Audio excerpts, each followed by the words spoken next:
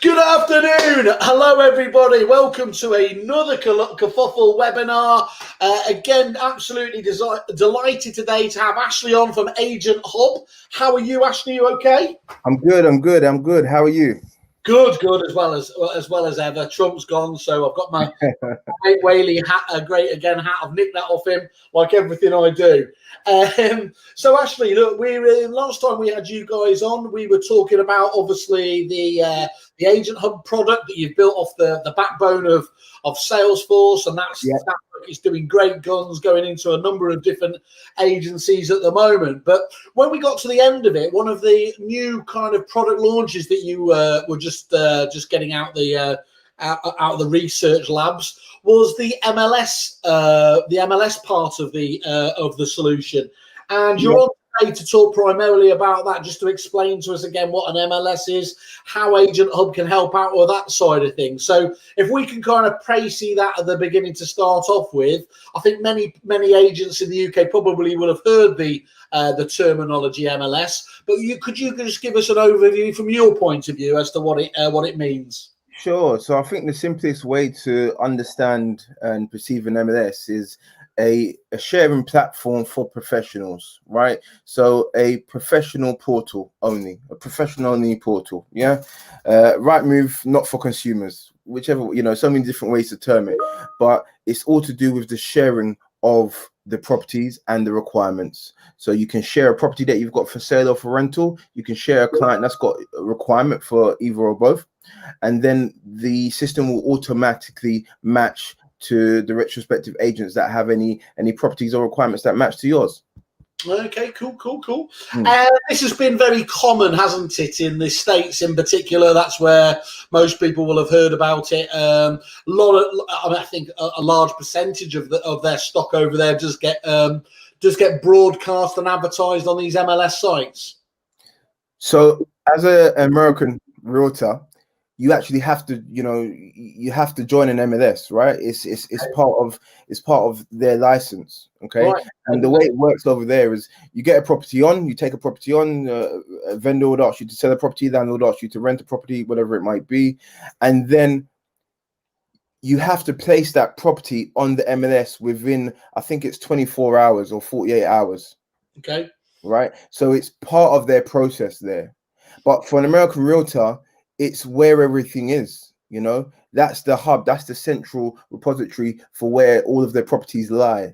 So people don't really go by portals, they go by what's on the MLS. If somebody wants to sell something, they go by what's already been sold on the MLS, and that's how they work. But if you're a professional not using the MLS, they don't even consider you a real realtor, if you like.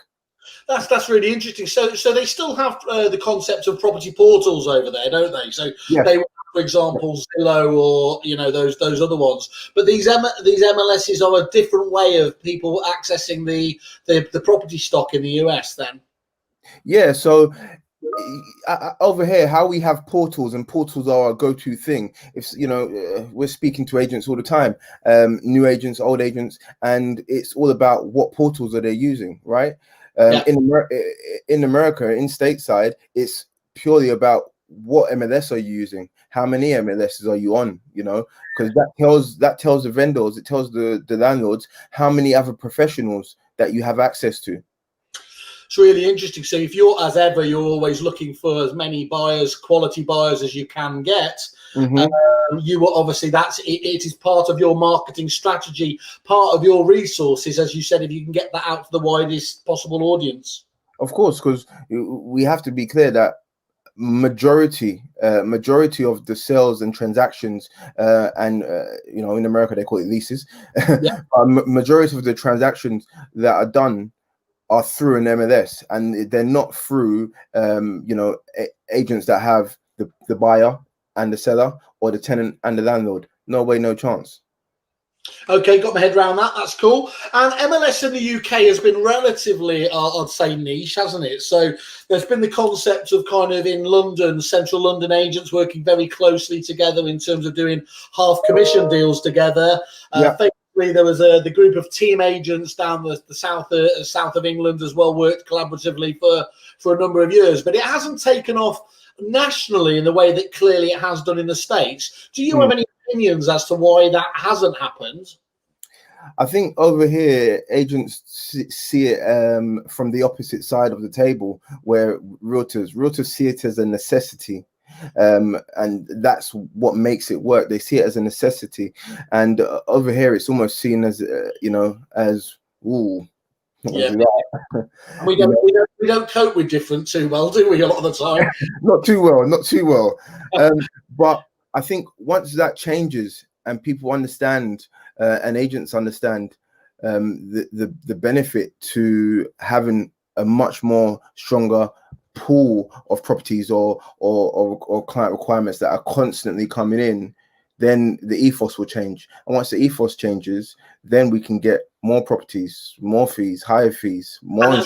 That's the critical thing, isn't it? As people become confident of the offering of the solution, and they can literally communicate the benefits better to the vendor, then like anything, if there is additional value in there, you would hope you could charge extra for it. And of course, I mean, I've heard the flip side is the reason they felt that it hasn't been able to happen in the UK is, well, look, our fees are low enough already. How can we possibly split them any further?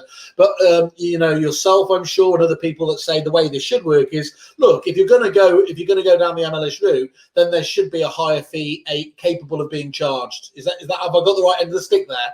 Yeah, I think, you hit the nail on the head. People are so highly strung about, my fees are low, my fees are low, my fees are low. Your fees are low because your competitors down the road are driving your fees down, not because you're driving your fees down.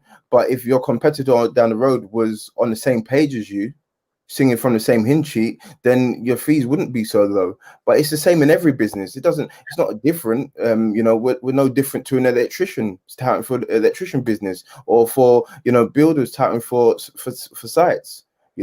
Everybody wants the same job. So naturally people are pushing their fees down to get that job. But now if you've got more resources, you've got access to more, you can charge more, right? And it's too important to be commoditized. Like many of, actually those services, yes, you spoke about there, you do need an expert. But, if people see things as widgets and there's very little differentiation, then you only ever get to negotiate on price, don't you? But obviously with a home being the luxury item it is and everything else there, it warrants a different level of investment in terms of the people that can make the deal happen. Exactly. When you go and do an instruction, the first thing you want to try and do typically in today's market is you want to sell the agency for 16 weeks. You'd be lucky if you get a percent, but. And it is true, isn't it? In the States, I think it's right that they can get 3% for being obviously the vendor's agent, but they can also get the other side of the equation, 3% for being the buyer's agent as well. And actually, it's possible to be both. But bizarrely, in my head, you can be both represent both sides of the equation as well and get a 6% chunky fee. You can be both representing the buyer and the seller, but as I said to you, it rarely happens, and that's why they're so used to actually working together. But again, what they're doing is no different to what's happening now, right? We all know tons of agents. We've all been, in the same situation where you've got agent A and agent B. They very well know each other. Some of them are very good friends. There's, a lot of agents are mates. It's a brilliantly incestuous industry at its best, isn't it? The way people can work very collaboratively together, and even if you're working competitively, you tend to know your competitors as well as anybody, don't you? Yeah, you have to. You have to, and even in our situation, we do the same. It's no different at all. But what's the problem with working? With someone or against someone? You work with them, you might get more. You work against them, you're both driving your fees down. So it's a negative on both parts, right? It's genuinely always been an ethos of mine is to talk to your competitors. Nothing might come out of it, but I very rarely see. I don't see certainly any negative comes out of it. And if it throws up an opportunity here or there, whilst avoiding that magical end of the scale, or sorry, not the magical end, the other end of the scale, the cartel angle, which of course we're this has nothing to do with at all. Obviously, yeah, you know, why would you not look at this when potentially it can help you sell more properties at a higher fee? It just doesn't, and easier, of course, and that's the bit we're going to get onto now. So I think thank you for Janet and John explanation of MLS. You do know I obviously need all this explained very slowly to me. So talk about, we understand then the concept of that. How are you able to help out? What exactly is the MLS enhancement? How is it working in Agent Hub? So our professional only portal allows an agent to share a property or post a property. You may prefer that term. So they can post a property and they can post a client's requirement. So they can either post a property that they're selling or renting, or they can post a buyer or tenant that is looking for a certain type of property to purchase or to rent, right? Yeah. Our system is built on a system called Heroku, which I touched on in our last spotlight. And what our system does, without going around the marble bush, is it matches those clients to the requirements, and it matches the clients to the requirements of every single user that's logged into the system. Yeah. Brilliant. So it's quite simple. It does it for you. You don't really have to do too much, because you're looking at a property and it's telling you what professionals you should speak to and contact. Okay, so literally Janet and John style there. It doesn't sound difficult to do at all, but so the person just has a few clicks to essentially enable this, and how do you essentially accept multi-listing opportunities from other agents? So we can accept it by a CSV at the moment. We're doing a lot of bulk uploads. So we've just done a couple of thousand properties last week. So, you know, quite happy with that. And we're trying to actually speak to some of the other providers about allowing agents to push properties from their own systems, from their own websites, especially the website companies, from their sites or their domains to the MLS itself. Okay, and the way that you see this actually could be working in practice, I mean, there's loads of different examples, but you know, people in some of the affiliation networks, whether that's a relocation agent network or a guild or, you know, or Move With Us or any of those they're not competing because obviously they have postcode exclusivity, but they could team up with local agents, couldn't they? So for that example where a buyer is moving into the area, for example, at the touch of a button, they could share that property around the other agents within the affiliation group's buyers at the touch of a button, which is quite powerful, really, isn't it? So you could do it with agent to agent. You can do it from agent to developer as well, right? So developers got new homes. They're based in London, but the properties are in Brighton or Suffolk or Norfolk or wherever. And the local agents will get those properties and they get the opportunities to sell those properties. So they actually didn't have access to that stock in the first place. No, and last time you were talking, the developers you thought was a particularly going to be a big part of the success of this MLS aspect for you. Yeah, I think it's no stronger than you know, any other of the routes that we're going down, but it's definitely a major point. So you mentioned you've got some bodies which are very much in existence already and have a great track reputation already. So for the guild and for, you know, RAN agents, and there's a lot of new build and new home buyer networks as well. So all of these things come together and have on one location, and it all of a sudden becomes very powerful. So talk me through, do they have to, obviously Agent Hub at its core is basically a CRM system, obviously for estate. I almost said real estate there, but we'll avoid the American vernacular. Converted. Do they have to be full users of Agent Hub to get advantage of the MLS part of this? No. Or if they were using, you know, any one of the other great packages out there, they're comfortable enough with their core CRM system, but they really love the idea of trying this MLS. Can they get involved with you, or is it just is it on the basis you've got to throw yourself fully into Agent Hub? So I think that's a great question, Sam. I think that yes, we're built on Salesforce. Yes, everybody knows Salesforce is a CRM, but we cannot be everybody's cup of tea, right? Everything doesn't always work for everybody, because with Salesforce you have to be a certain type of agent. You have to be a certain type of professional to get into that depth of technology. Yeah. So the answer to your question is no, you do not need to be an Agent Hub CRM customer to utilize the MLS. The MLS and the CRM are built on two separate platforms, right? The CRM is standalone, and CRM users can push their properties very easily at the click of a button from their CRM to the MLS, totally separate, right? MLS, as I said, is built on Heroku, which has got a front end and a back end. So we're managing the process in two separate ways. So your properties from the MLS, if you're not a CRM user, you can upload through the MLS, or like I said, we're pushing to be able to do that through your website or through a CSV as well.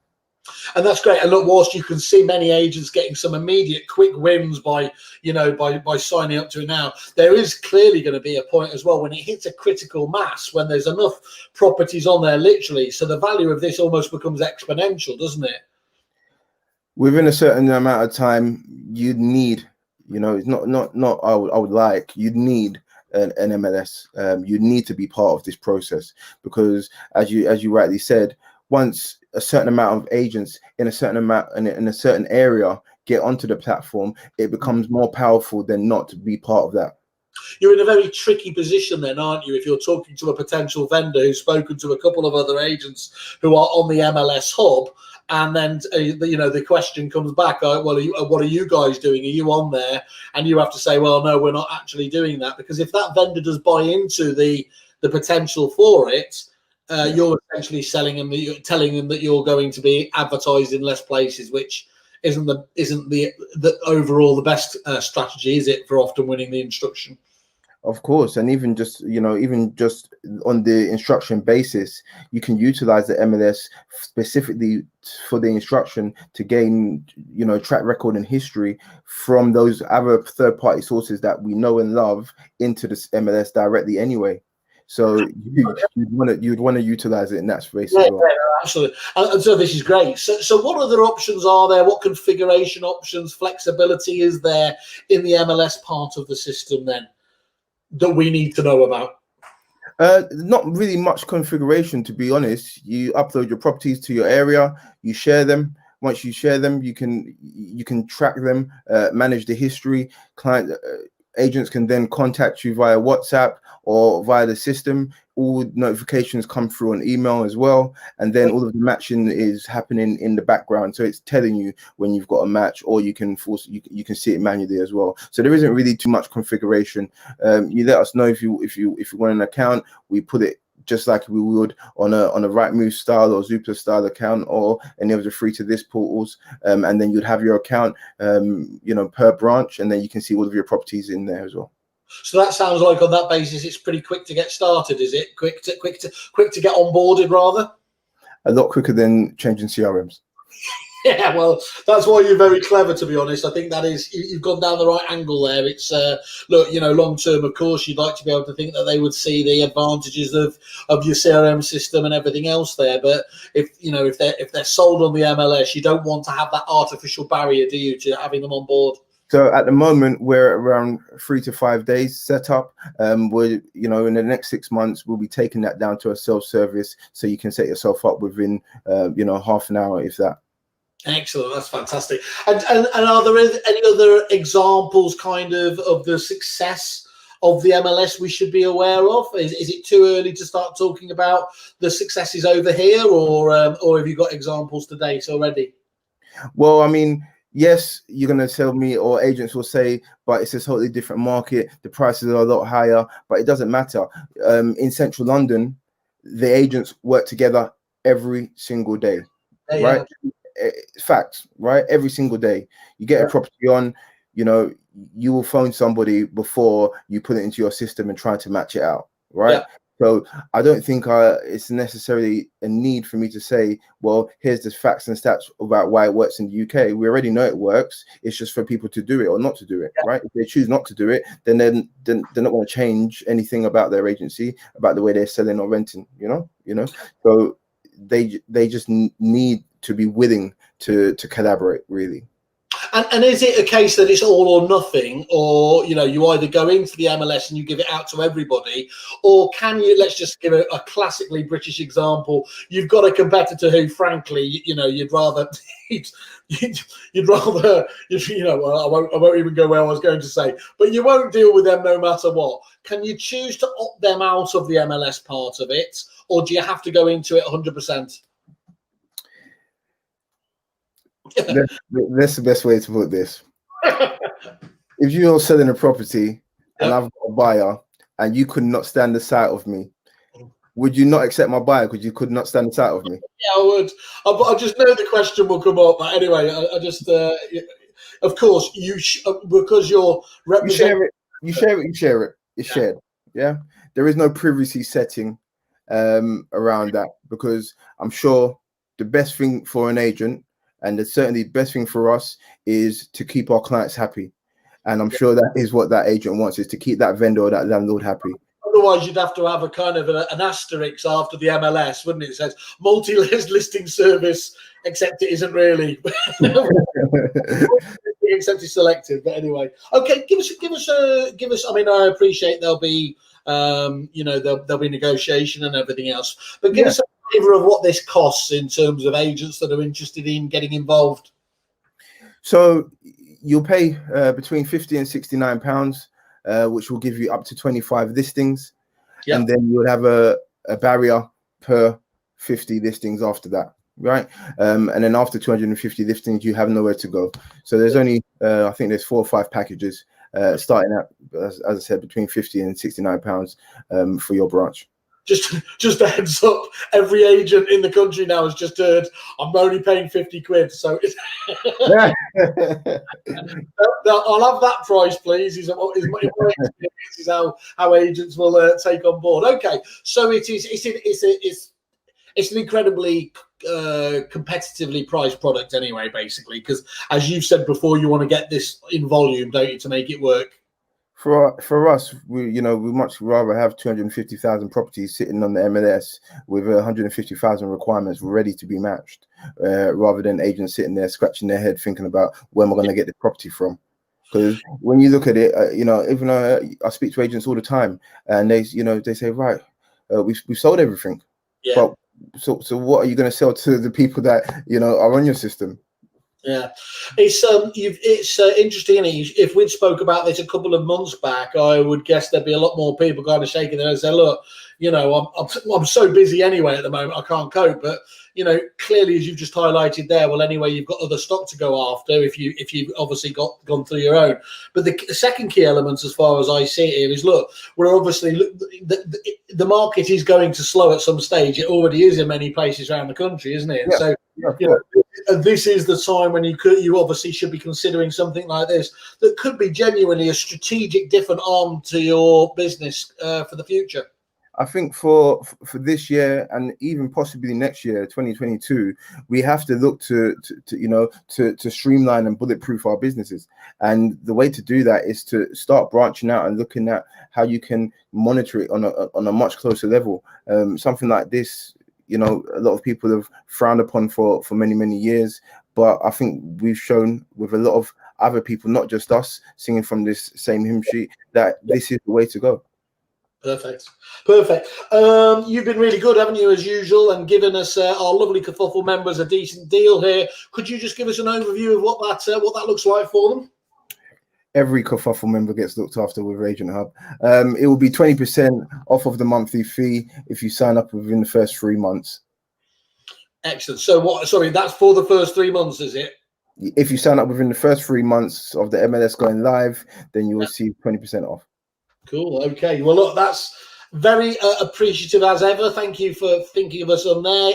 Reach out to Ashley, guys, in the normal way. Go to them direct, either on social or from their website. Just remind everybody your website address, Ashley. It's agenthub.ltd.com. And have your Kerfuffle credentials with you as well. None of that pretending you remember. It's free to join, guys. So come on. do that. Or, of course, come to us, have a look at the Agent Hub page, see further information about obviously what these guys have to offer. As you'll know, we've spoken to Ashley now a couple of times. All of these videos are building up into a really valuable asset as a resource hub for it. So you can really do your research on businesses that you might want to work with better than you've ever been able to do before. So I encourage you to do that.